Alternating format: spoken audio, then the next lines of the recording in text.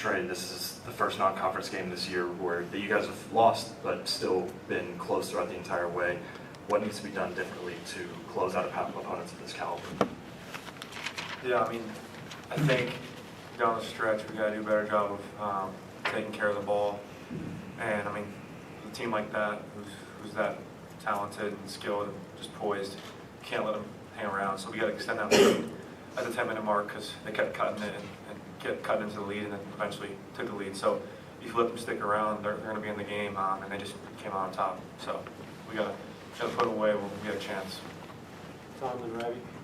Trey, you had an ability to get to the basket quite a bit today. Was there something you'd seen on film during the week with them, or was that just sort of how the game played out, where you got so many good looks, where were you at all surprised that they were never bringing a second guy over? Yeah, I think just the biggest thing was for us, the guards, to be aggressive, because we saw what they were doing to our bigs, and they catch it, they wouldn't let them play, so we had to step up and do some things. And I mean, we moved with the pace, so I was able to go over ball screens or on those DHOs and get downhill. And I had shots and certain reads, so. But I thought overall there's many things that could improve on as well. Ravi in the second round.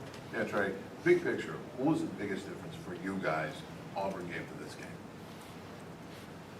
I'd say just our competitiveness. I think, I mean, we got out tough against Auburn, and it showed in the second half and then late in the first half. And I think we took the right step forward. Obviously, we didn't get the job done today, but I mean, they're a great team right now, and they got a lot of experienced guys that have been there for a while and have championship DNA. So I think for us to just learn from this, because I mean, it hurts and stings, but there's a lot of good things to take away from it too.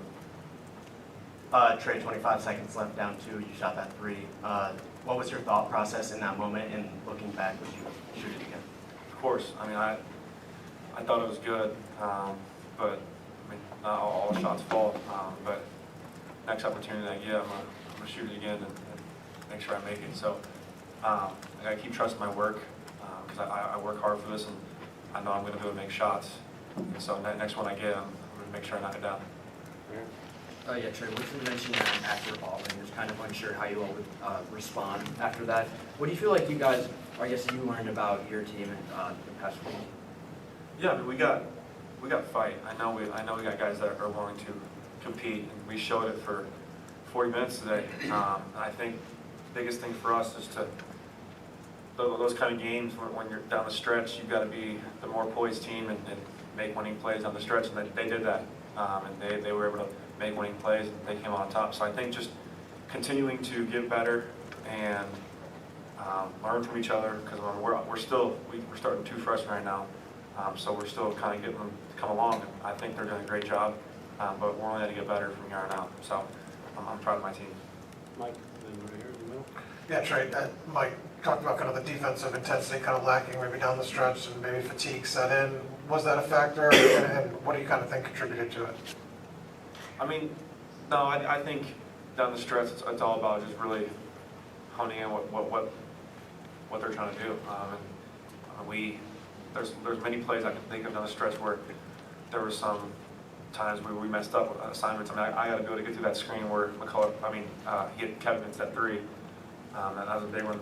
Put him up 3, and then obviously the low post catches for Hunter. I mean, you can't guard that. He's going to score that. So I think there's a lot of things where we got to clean up down the stretch, because those are the guys we're going to. We got to know that. For you guys that thinks about that, like the night out, like those plays that you have those down in your head already, is that something you'll think about here in the next couple hours? Or is it tough to kind of turn the page when it's so close? I mean, it is. We're going to watch the film and learn from it. But I mean, the great thing is we have another opportunity Tuesday to bounce back. So we got to learn from this. Like I said, it stings, but we got to learn from it and then bounce back and win our next game Tuesday. Right here, and then we'll finish with Rick. Trey, you guys shot 33% from the field in the second half. What did Kansas change or do differently to take you guys out of your offense? You could tell they were more urgent in their defense, and they were kind of really just more focused and were at a stance and kind of doing more things to disrupt us. Maybe trapping the handoffs and doing certain things to kind of take us out of our rhythm. But I think we just gotta find ways to keep flowing in the second half, and keep playing our game. We can't let them affect what we do.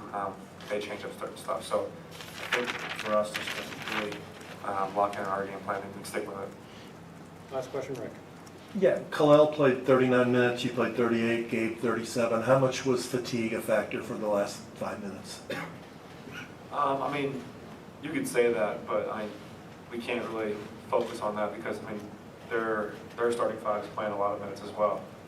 They have a lot of guys playing down the stretch with foul trouble, but they start playing and they play a lot of minutes. So I think just having our bench be ready whenever their name's called is going to be huge for us too, because it's not going to always be my night or someone else's night. It's going to be someone else to step up too. So we're going to have guys that are going to step up in big time moments.